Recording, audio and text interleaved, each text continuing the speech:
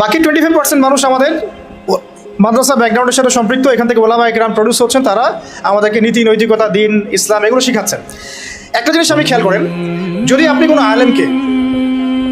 আলেমকে বলেন যে আপনারা হয়তো 10 জন আছেন, এখানে 10 জনের মধ্যে ধরেন যে 8 জন হচ্ছে আলেম বা মাদ্রাসা ব্যাকগ্রাউন্ডের, 2 জন হচ্ছে জেনারেল ব্যাকগ্রাউন্ডের, কখনোই 2 জন জেনারেল ব্যাকগ্রাউন্ডের কাউকে ওলামা একরাম ইমামতির দায়িত্ব দিবেন না।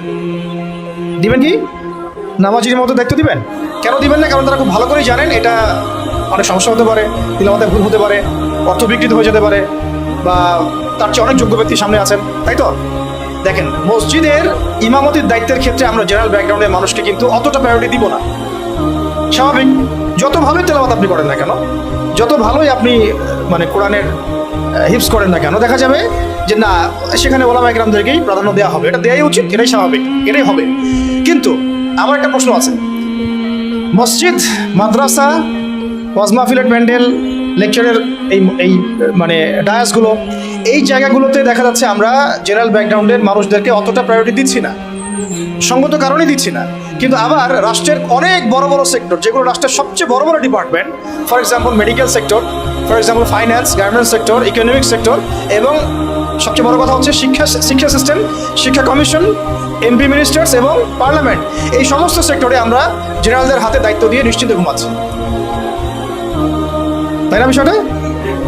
অথচ রাষ্ট্রের এটা হচ্ছে 80% সেক্টর। তাহলে এখানে আমার একটা প্রশ্ন হচ্ছে যে কেন আমরা দিন শিখে ওই সব সেক্টরগুলোতে যাব না?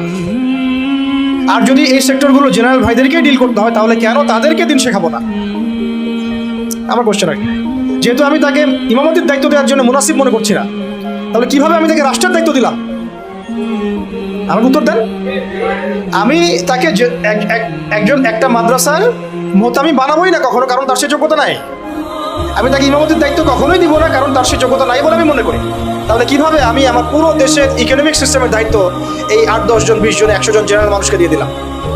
কোনো প্রতিবাদও করলাম না, কিছু বললামও না, বা আমরা সেখানে যাওয়ার চেষ্টাও করলাম না, বা ওখানে যারা আছে তাদেরকে আমরা ইসলাম শেখানোর চেষ্টা করলাম না, বা ওই রাষ্ট্র যারা চালায়, এমপি মন্ত্রীরা, পার্লামেন্টে যারা বসে আছে, রাষ্ট্র তো এরা চালায় না, তাদের নিচে আরও অনেক মানুষ আছে, উপরে অনেক মানুষ আছে, ডানে অনেকে আছে, বামে অনেকে আছে, আবার যারা গার্মেন্টসে আছে, যারা এখানকার মানে আমরা বলি না চাপ প্রয়োগকারী সংস্থা, তারা আছে, বিভিন্ন এনজিওস আছে, অ্যাসোসিয়েশন আছে, তো এই সবাই মিলে তারা রাষ্ট্রকে ডিল করে।